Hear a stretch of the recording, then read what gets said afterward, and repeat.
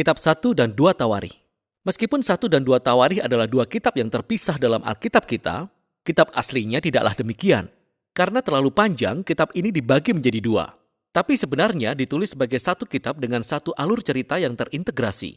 Nah, di dalam Alkitab kita, kitab Tawarikh urutannya terletak setelah kitab Samuel dan Raja-Raja. Dan sebagian besar isi kitab Tawarikh merupakan pengulangan dari kedua kitab tersebut.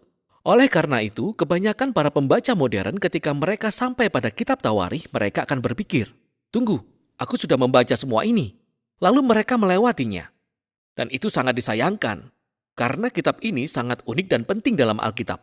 Dalam urut-urutan Alkitab Yahudi kuno, kitab Tawarikh berada di urutan paling akhir, karena kitab ini merangkum keseluruhan kitab suci orang Yahudi. Kata pertama dalam kitab ini adalah Adam, tokoh pertama di awal kisah. Lalu paragraf terakhir mengumumkan kembalinya bangsa Israel dari pengasingan. Nah, kita tidak tahu siapa penulis kitab ini, tapi kita bisa mengenalinya melalui detail-detail di dalamnya. Kitab ini ditulis oleh seseorang yang hidup beberapa ratus tahun setelah bangsa Israel kembali dari pengasingan di Babel. Bagi penulis ini, Yerusalem dan Bait Suci dibangun kembali beberapa waktu yang lalu. Dan seperti yang kita pelajari dari Esra dan Nehemia, semuanya tidak berjalan dengan baik. Harapan kenabian yang besar adalah bahwa kota dan bait suci akan dibangun kembali, bahwa Tuhan akan datang untuk tinggal di antara umatnya. Raja Mesianik akan datang dan semua bangsa akan hidup di bawah pemerintahannya yang damai. Namun tak satu pun dari semua itu terjadi. Jadi penulis kitab Tawarikh telah menyusun kembali kisah-kisah Daud, Salomo, dan raja-raja masa lalu untuk memberi pesan pengharapan akan masa depan. Dan kita akan melihat bahwa dia merancang kitab ini untuk memberi penekanan pada dua tema yang jelas. Pertama, pengharapan akan datangnya Raja Mesianik, dan kedua, pengharapan akan bait suci yang baru. Mari kita selami dan kita akan menemukan tema-tema ini di seluruh kitab ini. 1 Tawarikh diawali dengan 9 pasal yang berisi silsilah, daftar panjang nama-nama. Dan kita akan membaca ini dan berpikir bahwa ini membosankan. Dan mungkin itu memang benar. Namun sebenarnya ini amat sangat penting. Di sini penulis merangkum seluruh alur cerita Perjanjian Lama dengan menyuguhkan nama-nama semua tokoh kunci dalam kisah-kisah ini. Dengan melakukan hal ini, dia membentuk silsilah-silsilah untuk menekankan dua garis keturunan utama. Pertama adalah silsilah Raja Mesianik yang dijanjikan. Begitu banyak tempat yang didedikasikan untuk menelusuri silsilah Yehuda sampai kepada Raja Daud, yang kepadanya janji Mesianik diberikan. Dan kemudian dari Daud penulis menelusuri silsilah itu sampai ke zamannya sendiri. Silsilah keluarga lainnya yang mendapat banyak perhatian di sini adalah imam-imam, keturunan Harun, yang tentu saja melayani di bait suci. Jadi sejak awal kita bisa melihat dua tema utama. Harapan penulis akan kedatangan Mesias untuk membangun bait suci yang baru, berakar pada silsilah-silsilah kuno ini. Setelah itu, penulis beralih ke kisah tentang Daud, dan sebagian besar kisah ini sudah pernah kita baca dari kitab Samuel. Tapi sekali lagi, ada beberapa perbedaan yang sangat penting. Jadi pertama-tama penulis menghapus semua kisah negatif tentang Daud, di mana dia digambarkan sebagai orang yang lemah atau tidak bermoral. Jadi tentang Saul mengejar Daud di padang gurun dan menganiaya dia, kisah perzinahan Daud dengan Batsheba dan kemudian membunuh suaminya, semua bagian ini dihilangkan. Dan yang tersisa adalah kisah yang menggambarkan Daud sebagai orang baik. Dan bukan itu saja, ada juga substansi tambahan baru yang tidak akan kita temukan dalam kitab Samuel, yang menampilkan Daud dengan sangat positif. Jadi ada banyak sekali pasal di mana Daud membuat persiapan untuk membangun bait suci. Dia mengatur sumber daya dan tenaga bangunannya, dan orang-orang Lewi, dan paduan suara.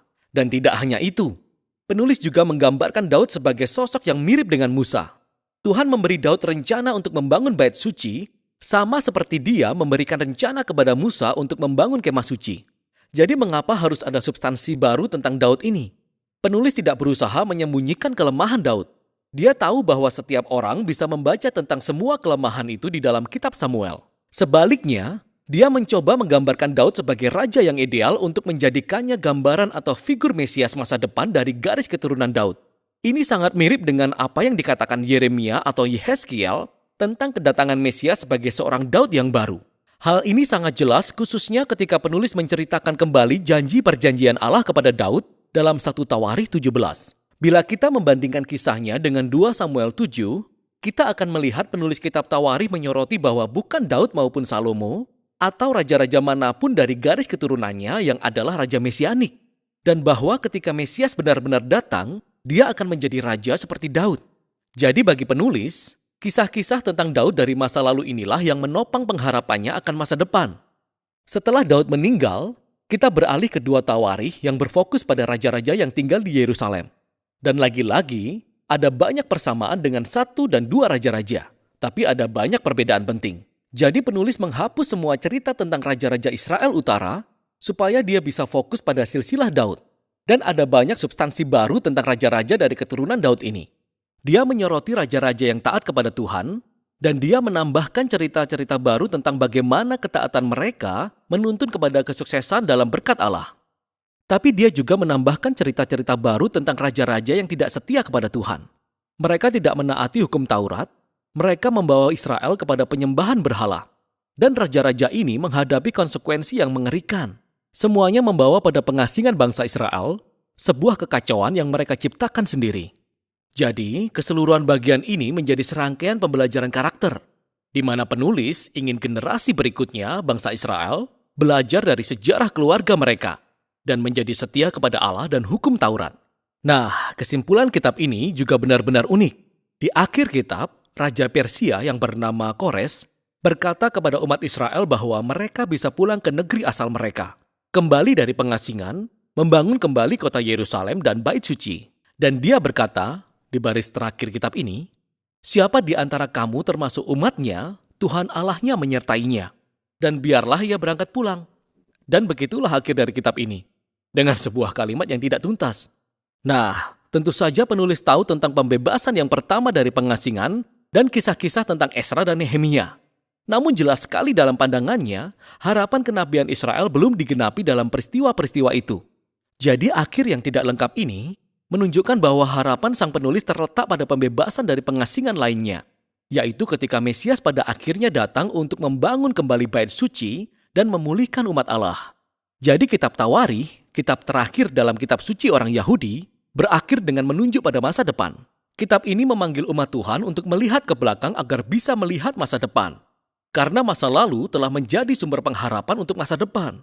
Jadi kitab Tawarikh menyimpulkan perjanjian lama sebagai sebuah kisah yang mencari sebuah akhir. Dan itulah isi kitab Tawarikh.